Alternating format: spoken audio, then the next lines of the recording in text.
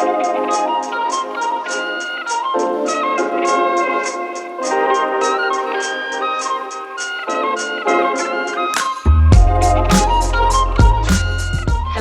welcome if you're new, welcome back if you are not. The carpets are finally in upstairs, meaning that we are now working on getting all of our furniture up here, buying all the bits and pieces that we need to move upstairs so that we can finally move out of our all-in-one bedroom downstairs, which is bedroom, office, living room. I've gone on about this more than enough times. But because the fun never stops, basically the second that the carpets were laid in this room, we started focusing on downstairs, and there is a lot to do. Over the next 2 months, we are aiming to completely finish downstairs. That is the kitchen, living room, and dining room. Part of this will be creating a cupboard under the stairs. It'll be creating a coat cupboard next to the cupboard under the stairs. It'll be leveling the entire downstairs floor because it's at an angle. After we've leveled all of the floor, we need to insulate underneath the floor. We need to get all of the floorboards back down after months of them being up. We need to close up the door from the hallway to the living room. We need to seal up the ceiling where the chimney used to be. We need to redo the entire kitchen. We need to level the kitchen floor. We need to install underfloor heating. We need to install our back doors. We have a very, very, very long to-do list. So now it's back to the dust, the dirt, and the really hard work. But we are feeling refreshed, re-energized, and ready to get back into renovation. And if you'd like to follow along, please hit the subscribe button. And if you'd like to follow along for slightly more live updates, you can follow me on Instagram at feedbyautumn. So the first job's on the very, very long list: moving the boiler and creating a cupboard for coats. The boiler was moved upstairs the other day. Tom is now patching up everything that was left behind. There's open bricks, he needs to close up the vent, all of that good stuff. And then we need to knock down the wall for where that coat cupboard's going to go. So Tom got cracking on that the other day.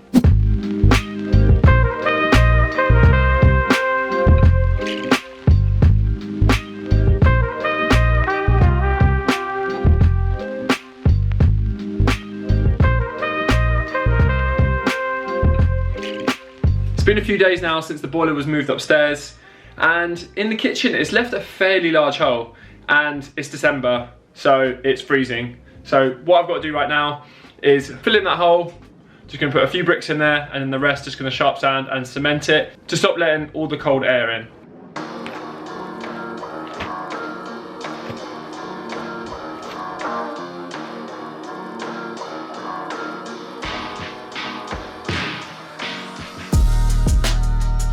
Usually I would use a cement mixer, but just because it's such a small amount, I really can't be bothered to clean up a cement mixer.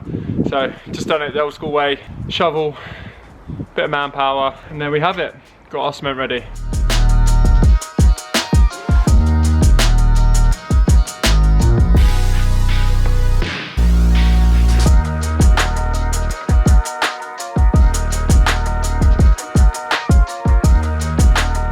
What I did here was just break away a little bit more of the hole so I could put a full brick in. So when we paint over it, it just looks seamless with the rest of the bricks. So, we now have two holes, here and here. I need to put cement in them, but I can't fit all the way through. So I did it in the previous video. Autumn was like, why do you need this? This. This. No. I'll tell you why we need this. This is my ticket to get all the cement through. I'm gonna put the cement in here. Just poke it in to get it all the way to the other side. Here, just poke it in. Perfect. I was right, Autumn. I was right. So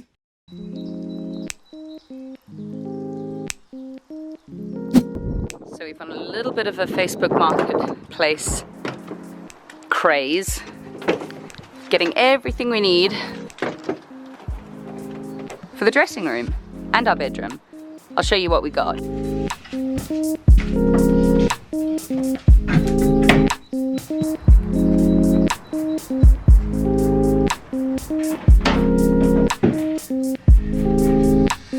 Three stories. Seemed like a good idea at the time.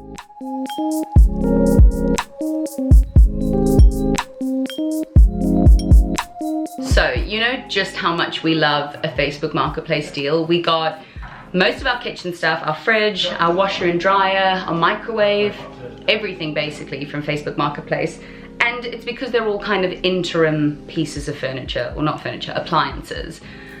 Now that we're moving on to our permanent furniture, we'll definitely be getting some stuff new, but wherever we're buying something that's super common or loads of people buy, we'll always search on Facebook Marketplace first. It's obviously cheaper, which is always great. It's better for the environment, and because we live in a city, it's amazing. There's just so much on offer. So as I get started on the dressing room and our bedroom, let me take you through a few things we've picked up on Facebook Marketplace over the last couple of weeks. So I've already showed you this Malm unit, but I've taken the liberty of bringing this one in too and setting it up. Both of these are in absolute perfect condition.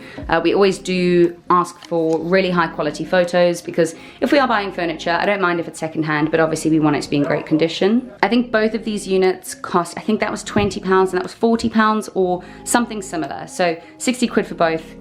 Really, really unbelievably cheap. When I was first envisioning the dressing room, I did think that I'd want something a little bit more out there or something not from IKEA, but let's be completely honest, there's such great value and there's such great storage, and with how busy the wardrobe is or how much effort we've put into the wardrobe, I thought the other half of the room could be a little bit more understated and be a little bit more plain. We're obviously going to do tons in terms of prints and decorations and stuff that goes on top of the dresses that I think will make it look really special, but just in terms of where we chuck our clothes, I didn't think we needed anything too fancy. I didn't want the wardrobes to be quite busy and then the units to be quite busy. I did think about painting the units the same color as the wardrobes, but once I saw the color of the carpets against the wardrobes, I thought it would be a little bit too much greige going on in the whole room. So I'm keeping them white.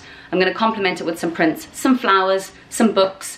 Yeah, I think it's going to look really good. And then moving on to mine and Tom's favorite new piece of furniture, our mirror. So originally I was looking on, I believe, Dunelm for mirrors. They're super affordable. It was like £80 for a full length mirror. The problem with the mirrors that I'm seeing in most shops is that a full length mirror is 1.5 meters. I'm 1.63, so 5'4" in British terms, which would be fine for me, but Tom's 6'4", so he'd kind of cut off his head. I know if it's a leaning mirror, he'd still be able to technically see himself, but I just thought for his sake, and also my sake, for some outfit pictures when we're done with this house and I can start investing in my wardrobe again, I thought a big full length mirror would be amazing. So we got this leaning mirror for £80 off of Facebook Marketplace. I did find the original mirror online and it was £160. So again, half price. So amazing, such a good size, and yeah, I just can't wait to get ready in front of it. I know that's so unbelievably vain, but it's just really cool to have. Also in that clip, I did let you guys in on a little secret, and this corner of the room's not finished, but that's okay. Now, the next piece of furniture is actually going to be for our bedroom, not for our dressing room, but it's also a chest of drawers. So just for a little bit of context, I want to keep all of our clothes in here, but I do want to keep our pajamas and our gym stuff in the bedroom. There's not really any logic to that other than before I go to sleep, I'm going to wear my pajamas, and I'm hoping that having my gym stuff next to my alarm clock in the bedroom will mean I wake up, put my gym stuff on, and go to the gym. There's been no point in my entire life that I've built up that habit, so expectations are low, but the logic is there. And so the chest of drawers that we got for the bedroom over there is also a Facebook Marketplace find, and this is the made Pavia drawers. Now, they still sell them online. They are absolutely beautiful. They're kind of a rattan look, and they're oak style as well, which matches perfectly with our headboard, so super happy about that. They sell for £450 on the website, and we got them for £300. So not quite half price, but still a full £150 knocked off, and they are in literally pristine condition. There's not even dust inside the drawers. It's like they've never been used, which is brilliant. So that is, I think, everything we've picked up from Facebook Marketplace over the next couple of days. I will be showing you the rooms kind of come together and how we style them and decorate them and everything, but I hope you liked that. I hope you like seeing what you can pick up secondhand, and I'll keep you updated on some more great bits that we get from Facebook Marketplace. eBay and Gumtree, we don't use that much. I think people's response is slower, and maybe just younger people or people in London tend to use Facebook Marketplace a bit more. There's certainly a lot less listings on eBay and Gumtree in our local area, and I think Facebook Marketplace, the kind of designs just catered towards local, whereas eBay is a little bit more like people will ship stuff to you, which is fine, but I like to see the stuff before I buy it. Okay, back to the boys downstairs. Next on the plan is to remove any of the rotted joists that we have in the dining room. We were quite fortunate in the house because a lot of the joists have been replaced in the floorboards about 5-10 years ago, so it's made our life a lot easier, but there's a few joists that weren't replaced, and they've just eventually rotted, and that's probably because the damp proofing had soil on it, and just so over time the damp rose up and rotted the joist. But I'll show you what I mean. As you can see here, it's literally just broken away, so we need to remove that. And over here, it's just pretty rotten. So while the floorboards are up, that's what we're going to do today. And then hopefully get the remaining joist down to cover up the old chimney. It's been like a year now, like we've removed the chimney a year ago and it's still got a hole in there, so it'd be nice to like tick that box off and get all the dining room, living room clear to have one big floor.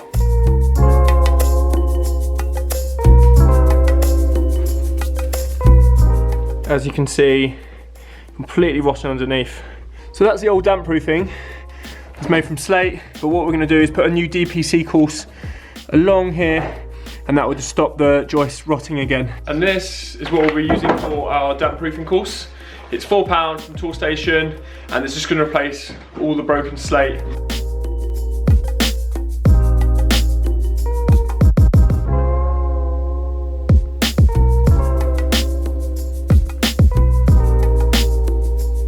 So with the old ones removed, we're going to be placing the new joist down, just some 4x2s that we got from the timber yard. The cement is back. What we'll be using this for is going to build a layer of bricks up here, and that's where the new joist is going to rest on. So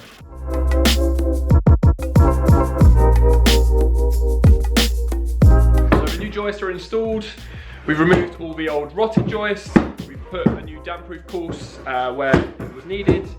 And now next on the list is to level our floors out. As you can see, the floor in our dining room is pretty wonky. So in the corner, the whole floor sinks to one side, and we've worked out why that is. Initially we thought it was because of all the bricks. There was just brick built onto the joists, but we can see in the corner there's literally a joist running to the back, and there is no foundations for it to sit on. Because the joist was sitting just on soil, it's completely rotted. There's also been woodworm that's just weakened, and just over time it has just all sagged to one side. We've also been having mice in our kitchen, and I think we've worked out where that's coming from. There's a tiny little hole here. So just gonna cement that up as well to hopefully stop them coming in and eating all our food and shitting on all our counters.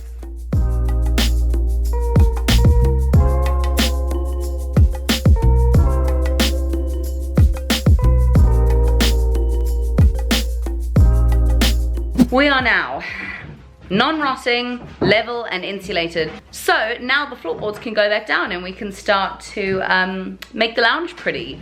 However, we're not entirely sure where all of the old floorboards went. We did number some of them, but of course with moving the chimney and creating a cupboard and all of these different things, basically stuff has changed, and so it's not actually the most useful thing in the world. So now for a giant game of Jenga to get all of the different floorboards back into place. Let me talk you through how we're approaching this. Okay, so here are the floorboards. We do also have quite a few back there too. And basically what we're doing is just laying them all out, trying to ideally find floorboards that go exactly from one joist to another joist so we don't have to cut them. But the reality is, of what we've done so far, that's very few and far between. What I am then doing, which you might be able to see, is laying them down and marking with a pencil where it meets halfway through the joist. Tom is then taking that wood over to the chopper, and he's going to be chopping that wood to size. And then once he's chopped it, he's returning it to its place where it will now exactly rest over half of a joist.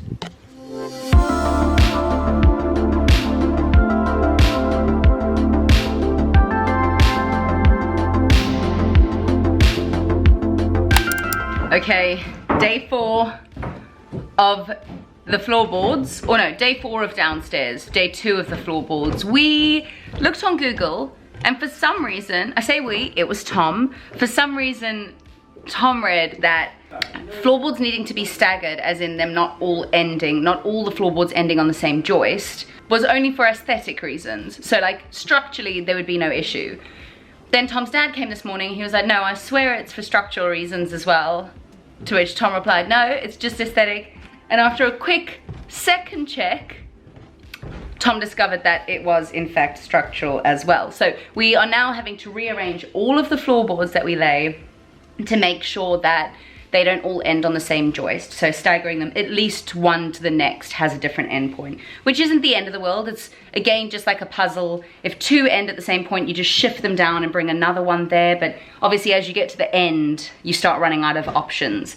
So we're chopping up a bit more, but we will get there. The floor is looking a lot more staggered now, which I think is good from both an aesthetic and structural standpoint, but obviously aesthetics don't matter because we're going to be putting down wood anyway.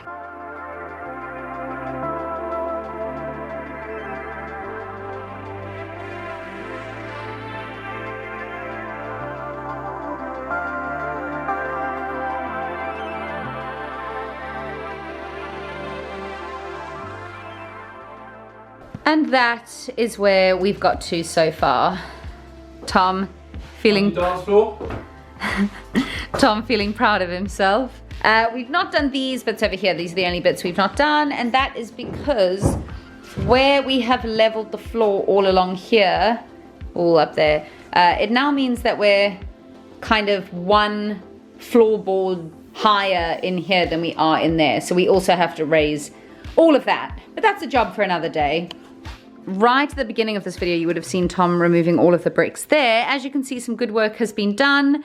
This is now all ready to go. We, again, are just gonna lay some floorboards in there, and then this is ready for a built-in cupboard. But the issue that we've had previously, I know, I'm fully aware how ridiculous I look, but there's no heating downstairs, and it's now got really, really cold.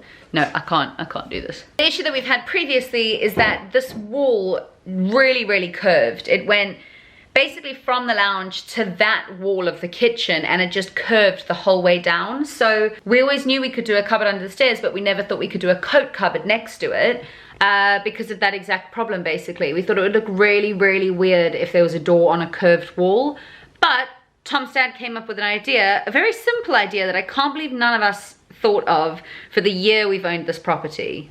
We've basically just built now a stud going down at the exact same level as the cupboard under the stairs, so that will be straight. And then here, we're just gonna have the tiniest little corner. And now that is completely straight, and we can have a door. So as I said, very, very simple fix, but innovative, and we've now got a cupboard under the stairs. I don't know what this lighting's making me look crazily red. But yeah, that is it for now. So that is it for this week. As with every other part of this renovation, the downstairs is truly proving to be more difficult than we expected. But I definitely think things like leveling the floor and insulating underneath the floor are so worth it, because it will just be a very cozy home to come to at the end of it. Over the next couple of weeks, you'll see us patching everything up, plasterboarding everything that needs to be plasterboarded, and then our plasterer can come in. And as you all know, when the plasterer comes in, that is the best moment of a renovation. It's when the room truly starts to feel like it's coming together. So very, very excited for that. He is now scheduled in 2 weeks' time, so we have a lot to do before we get there. And if you'd like to stick around, please do hit the subscribe button. We upload videos every single Wednesday, and you can see downstairs progress over the coming months. That is everything I've got for you this week. As always, thank you so much for watching, and I will catch you next Wednesday. Goodbye.